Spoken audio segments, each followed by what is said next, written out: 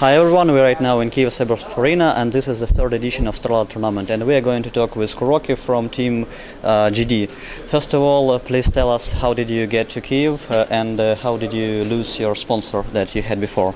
Well, Mouse wasn't really the sponsor of the team because only Singh and Bambo were contracted, I think, and this constellation of players didn't really know if they want to keep playing like this or not, so Mouse are not to blame at this point. They just said, no, we don't want to send a mixed team here, and they probably thought that we're going to perform badly.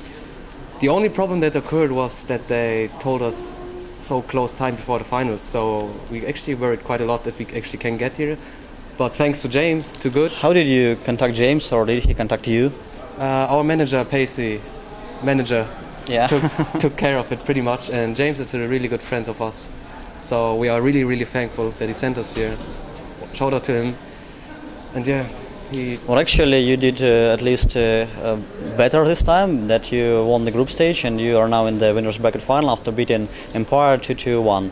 I just want to ask you, what are actually plans with your team? As far as I know, Black is playing for not a Hunter team, and they got a slot at the ESWC, and he said that your team would disband after this tournament. Is it true or not? It's probably true. I don't know. It's more like we are just really, really good friends with each other, and we came here to play. We were actually confident, but if you ask me if we're a team, then I'd say we're not really a team. We're more just like a group of friends who play Dota together. So it's like you're going to discuss what a team we will be forming after this tournament. Is it correct? Pretty much. I think people have their own plans, but I can't really answer your question, which I don't know the answer. Okay, let's talk about your plans. Are you going to continue your Dota career this year and to pursue that $1 million at the International 3? This year I actually told myself I really want to play from the beginning. Since last year I didn't play much at all. I only joined one team that was Virtus Pro, and it didn't work out, sadly. But this year I actually want to play all the tournaments. That's nice. Right, a few questions about the last patch that came, and it changed actually a lot in Dota as far as I know. Being a professional player, how would you comment on that changes? Well, a new version is always like this. New pool, new hero pool comes in, and like in this tournament you can see that the draft is different. Especially our team actually drafts very different. Well, Navi can pick what they want. They pick Phantom Lancer, whatever, they will win anyway, but... Do you think that Phantom Lancer pick was like a troll, or that was a strategy that worked? There's no strategy. It could have been any hero. They so you just wanted to pick Phantom Lancer and they just did it? Yeah, it's because they predicted their lanes really hard. They knew when they put Rubik mid and Empire put Rubik mid, all they needed to do was gank him 3-4 times, which they did very successfully. And they knew the Phantom Lancer didn't do anything this game. It's not the hero, was Navi won it, not the Phantom. What do you think actually about the draft system that has been changed in Dota with only 2 bans in the first big ban phase? Well, does it affect a lot, the draft? Yeah, it actually does. At first I was kind of shocked because it was just before StarLadder they actually changed it.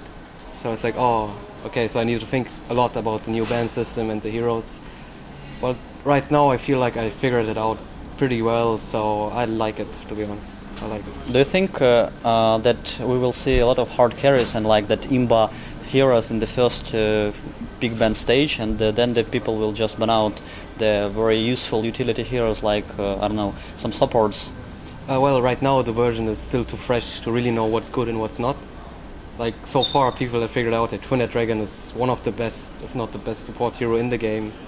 Yeah, it actually a lot of people play all the games. The Twin-Head Dragon is really nice. The usual role of the hard carry has been pretty much replaced by getting anything.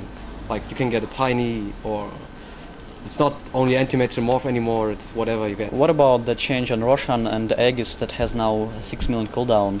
Does it really affect the game style a lot? It actually does. Like the winning team who wants to play safe won't have such an easy time breaking through the base anymore, since the Aegis is only 6 minutes. But I gotta admit, you still have to get used to it. It's like too new. Do you think that with that Aegis change you have to be more aggressive as soon as you get Aegis within this 6 minutes time? Not necessarily aggressive. The point is, if you get the Aegis, you can't play it that safe anymore. It doesn't mean that you have to be aggressive, but it means that if you don't use it, it's gone anyway. You got the Roshan, you got the gold, but it's not so much abuse, if you can call it like this. Okay, I think that's all, and I hope you will be in the grand final once again, and to maybe make a better performance this season. So good luck and see you. Bye. Thanks. Thanks a lot.